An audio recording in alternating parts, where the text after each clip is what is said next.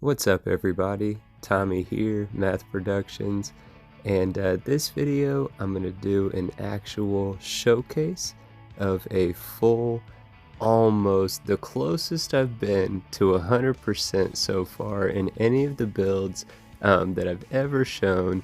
This one is getting real close, at least for what we currently have in place, to being fully decorated. It is not all the way there. The last of the cargo link landing pads that I was trying to work on ran out of structural material again, and I don't have that many credits left. So we are at the point now where I'm basically done expanding and decorating, and we have to get into some actual gameplay.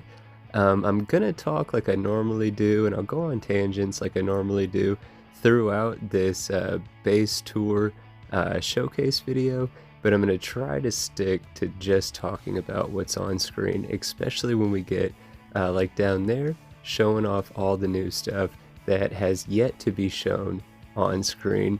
But I hope that you guys are excited and ready for a expansive, intricate, and fully functional base tour showcase. We're on Alpha Tirna II, and we still need to name this outpost, so I thought about renaming it TM Productions Inc. It's a fantastic name, but to me, that name is more for a industrial base types outpost.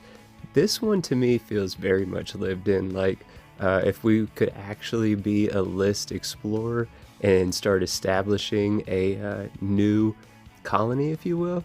That's what this outpost is supposed to feel like, and to me I think it does feel that way. But with no more kind of prelude introduction to catch us up on screen and to talk about where we're at from there. We started out in our initial main living space. It's got sleeping areas, it's got a kitchen area, it's got bathroom facilities, everything that you and your team would immediately need, right? From there, we walked out and over to where we had an industrial workbench next to a food printer, that's a builder for food items, and a storage refrigerator right next to it, where we had over 150 different pieces of, or 150 of the same piece of food, but 150 different items of food that we could take and consume. So we are good for a while on our food sustenance needs, right?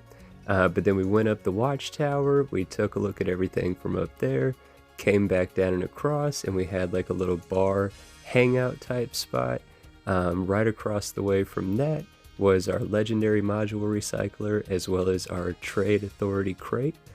Fully functional. We actually sold a few items there at that vendor when we had absolutely no credits. Now we're back up to like 3,000-4,000.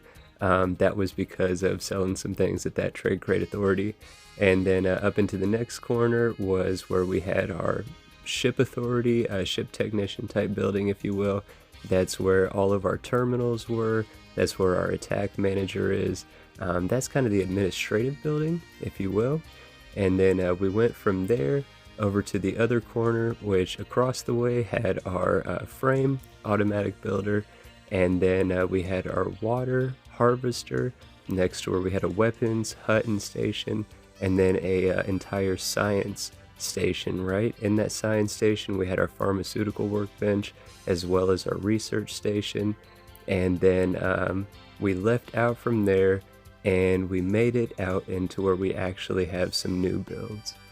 That first cargo link that we went into, the hab there, was our public restroom area. Had toilet stalls and sinks to wash up, plus the main control station, if you will, for that cargo link. And then coming back towards the main build, that first building was our community library, if you will, library and bookstore. And then out in the courtyard there, before that science hab, we had some more industrial, spacesuit, and weapons workbenches all set up for our different colonists to be able to use. I really was going to try to throw a CCD grenade at that. That's what I paused and took the time to go and do that. It's the plus and minus of having the gang all with you, right? In a pinch, whenever you're swarmed, they're absolutely clutch and they have your back. Sometimes though, when you forget to tell them, hey, wait here for a minute, they ruin your attempt at catching a new Xeno friend. But a similar theme to the other cargo link. This cargo link, its main hab is a public shower house and a weightlifting facility, if you will. So you can go and work out as well as clean up.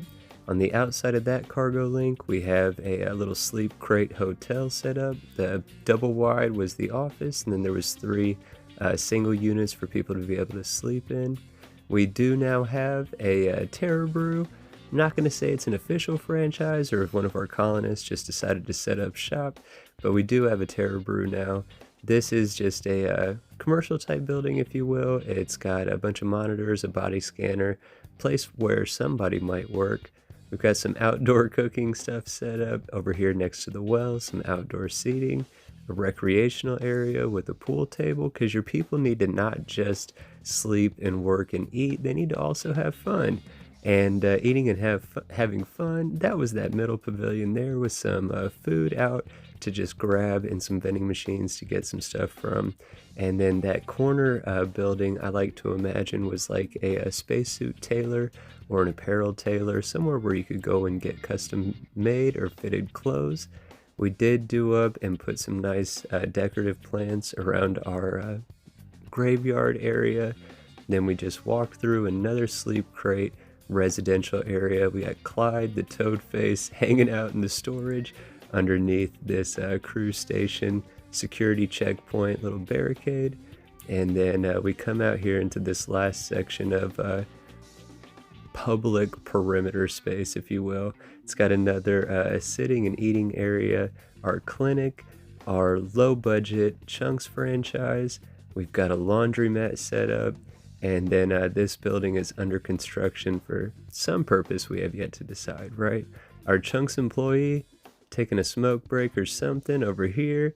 Got an outhouse for anybody who's eating and has the urge. And then this last side here of our outer section is our security checkpoint. They have an outhouse as well. And then our holding cell for any enemies or anything like that. Any need that we have to hold somebody, that's where that goes down. The last 2 new additions I want to show off real quick and highlight and thank. Something Wicked 3 in their fortified update.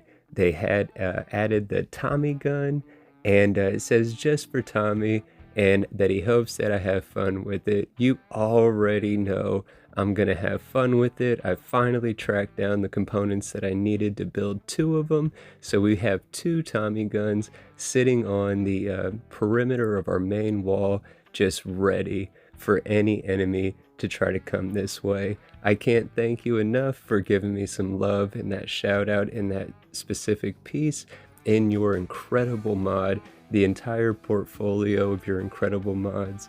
I am a huge fan. Everybody watching this video already knows. And again, if you're watching these videos and you haven't already, you need to check out everything from Something Wicked 3, that's the Wicked Workshop Outpost Project Industrial Complex, structured and fortified. They are amazing, and they're literally the foundation of the majority of what you're seeing on screen. But I hope that you guys enjoyed this build tour showcase. If you did, I hope you press the like button. I hope you consider subscribing to the channel. There's tons more on the way. Let me know down below what you think, and take care.